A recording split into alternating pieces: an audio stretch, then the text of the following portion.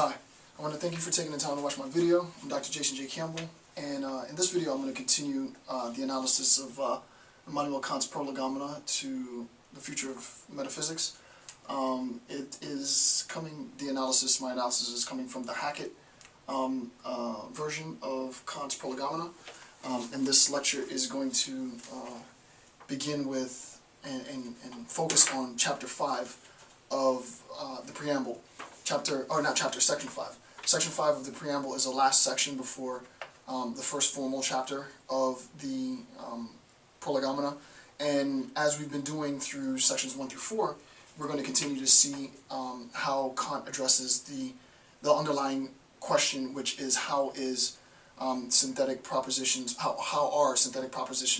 possible a priori.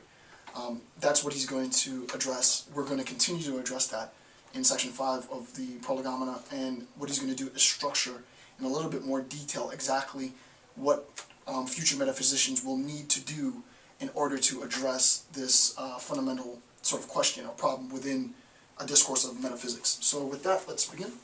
This is Kant's P-R-O-L-E, my brain, P-R-O, I forgot how to spell this, P-R-O-L-E-G-O-M-E-N-A. Alright, this is Kant's Prolegomena. Alright, and this is section 5.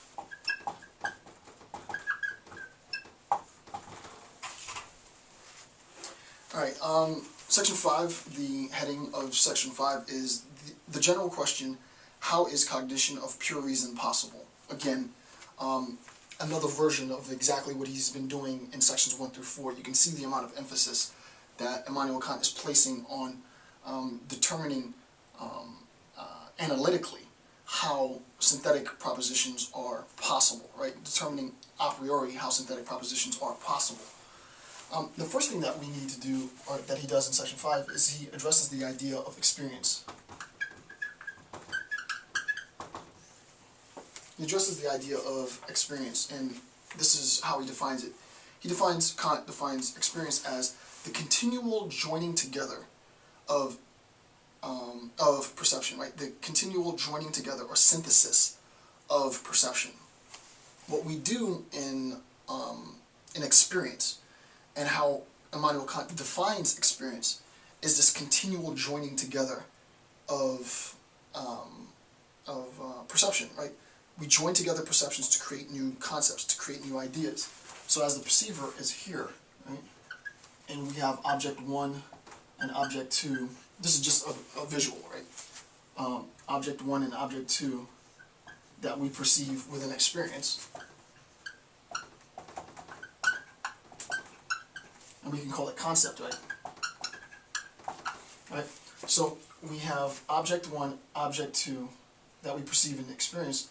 What we want to do is we want to transform these objects that we've perceived with an experience, books, chairs, desks, yada yada.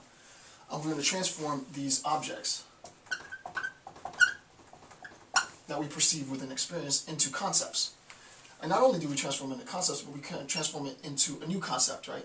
A concept of, let's say, 3, right? So to be, if you wanted to say 1 plus 2 as a union, or just some new other concept that isn't represented here, how do we go about doing this, right? And what he says is, within experience, all experience it's the joining together, the synthesis of perception, right? So I might have the perception of a horse, I might have the perception of a horn, and then I create the concept, which is a fusion of the concept of horse. This is just an example. This does not come in Kant. This is just me getting you sort of ready for what we're about to do. I experience in perception, in reality, the object horse. I experience in perception, in reality, the object horn. What I do in my mind then is I synthesize, right? I combine, I join both perceptions, horse and horn, to create the concept unicorn.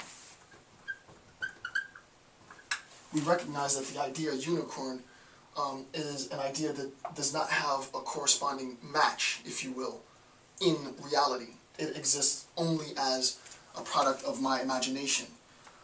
But what my imagination has done, right, in Kantian terms, what I've been able to do in Kantian terms, is to synthesize various perceptions, in this case at least two perceptions, within experience to create a new alternative concept, the concept unicorn. So that's sort of like roughly what we're doing, right? So again, experience is the continual joining together of perception. And the example that I gave you, just as a very gross example, is the concept of unicorn being the synthesis of two independent perceptions. My perception of horse, my perception of horn, combined together, joined together, creates my concept of unicorn.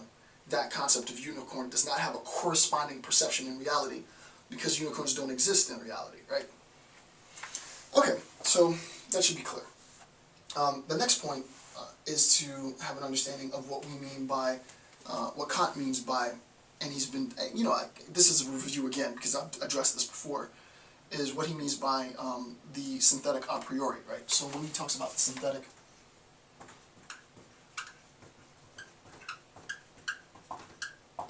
right, when Immanuel Kant talks about the synthetic a priori, what is it exactly that he's talking about? How do we come to make sense of this? This again is another quote from Kant.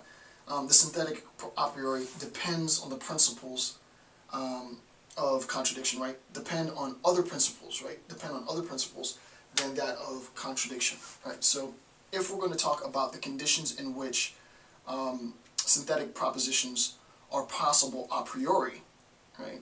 And I'm going to return to this because this gets a little complicated, right? If we're going to talk about those conditions, the conditions, and he has a technical name for that, which I'll introduce at the latter part of this lecture. If we're going to talk about the conditions for the possibility of those conditions, then we have to recognize that we can't simply talk about synthetic a priori as being contingent on the rules of, and the laws of, and the principles of contradiction. And we'll see why in a moment.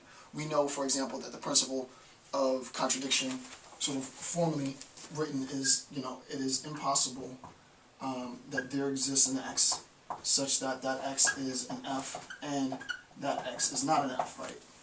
You can't have that, right? It's impossible. You can't have that. Well, this principle of, and this is like the formal statement of it, A and not A is the same thing. But this principle guides our judgments, right? Our judgments are either going to be true or false, valid or invalid, based on, more true or false, based on conformity to this principle, right? You cannot have an object which both is and is not, let's say 6 feet tall, at the same moment in time, occupying the same amount of space. It's impossible, right? So any claim that would make that assertion is fundamentally false, right? That helps in my understanding of analytic truths, right? For example, a bachelor is an unmarried man, an unmarried man is a bachelor.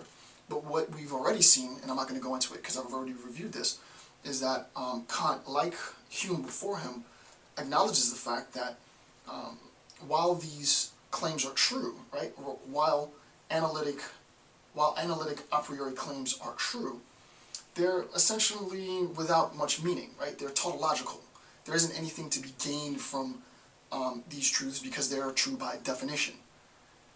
What we have to recognize, what Kant is doing in this chapter before we actually begin the formal analysis, this is all the preamble, is that he's making basically a cautionary tale to future metaphysicians that when you go about analyzing your propositions, make sure that you recognize that these propositions are properly defined.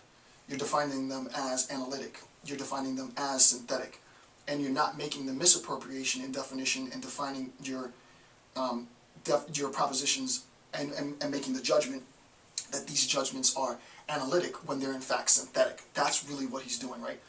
I'll review that because that was extremely advanced, but I'll say that claim again at the end of the video, and hopefully it'll make sense. The claim is, Kant is saying a lot of metaphysicians, if not all metaphysicians, are making the assertion that some propositions of a particular type, the type that we'll investigate is 7 + 5 = 12, a proposition of that type, they're making the claim that the judgment that corresponds to that proposition is an analytic judgment, right? So arithmetical propositions, the previous metaphysicians would argue that those propositions are analytic. Kant is, obviously, we've seen this before, he's flat out denying that. He's saying it's not analytic, it's synthetic. And this is the meaningful contribution, and we'll see in this lecture why it's so meaningful. The next thing is, the governing question for him in this section is to answer the question, how is synthetic a priori cognition possible, right? How is this cognition possible? And we talked about sort of the meaning, the implications of the synthetic a priori, right? Just to revisit that so we know what we're saying,